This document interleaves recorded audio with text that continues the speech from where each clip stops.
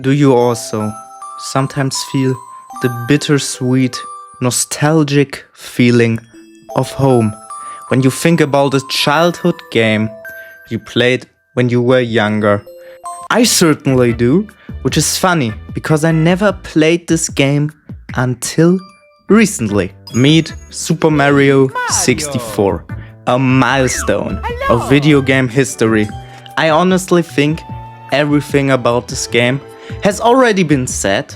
There are tons of video essays, speedruns or iceberg videos about this game, so I want to talk about my personal experience with the game. I grew up as a Nintendo child, mostly because of my parents' influence. And bear with me now, I only played the DS version of the game. I was finally able, through the 3D All-Stars collection, to experience the original game in its distinct low polygon glory for myself. While I never played the original, it still had a lot of influence throughout my childhood.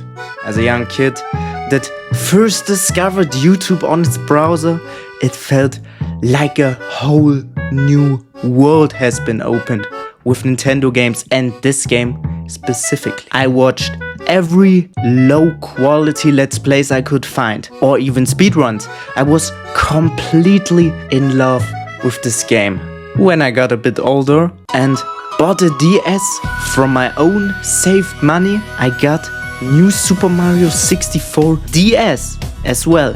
And I tell you, I played the game as much. My DS almost broke in half. The amount of times this handheld console overheated because I played so much, it's actually unbelievable. Most of the time I didn't even really classically play the game. I mostly just walked around the castle, played with the cannon in the backyard, or swam with this fish in the little pond next to the castle, climbed the giant waterfall. The amount of things I did in this game without even entering the castle is actually insane. I probably even spent 20 hours in the game just doing all those things. Now I'm a lot older and I was finally able to play the original for myself. I walked through the castle again and had this weird sense of home. I mean, it's almost, 8 years ago when I just walked through the tiny little backyard. I can't really explain it. The level design is so unique and amazing in this game. Every world, or better, every painting, feels so distinct and unique. While they are not perfect, and especially the levels at the end of the game get a lot more criticized with right, still every single one has its own touch. And like I said, while not being perfect, I go as far to say most of them, if not all of them, are iconic for its own way.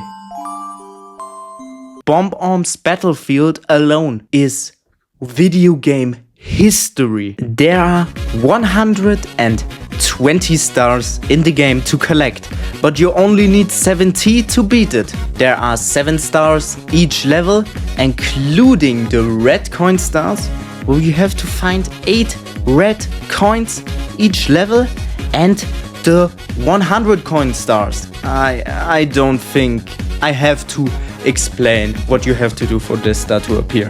If you collect a certain amount of stars, the doors around the castle that are previously locked will open magically, which allows you to progress through the castle. That means you can go through the corridor, the backyard. You can go upstairs and even way under there to the basement.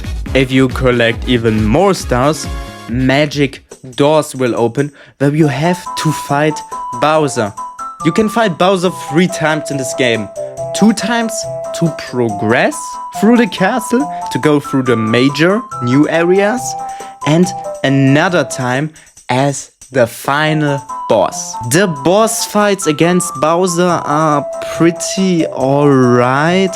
Nothing really special, but unique for its time. Also, we got gems like this. When you win against Bowser the final time, the power of the stars will rescue Peach, who gives Mario a kiss on the nose in the end. But we are not done yet. If you get all 120 stars, you can shoot yourself at the top of the castle. There you can find Yoshi, who gives you a sweet developer's note and unlimited lives. What we can do with this unlimited lives? I don't know, the game is over. Why do you ask me? I'm just an animator on fucking YouTube. Go play it for yourself, man. But well, that's where our journey ends.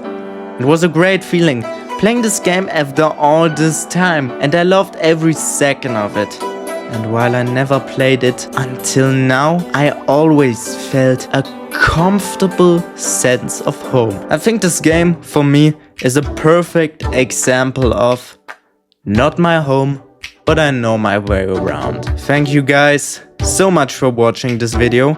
It was a bit different than the others, but this one is in particular was a little passion project of mine. I love this game and I will take this love to my grave. I still also hope you enjoyed it. If so, I would love a like and subscribe. And well, see ya and have an awesome day as well.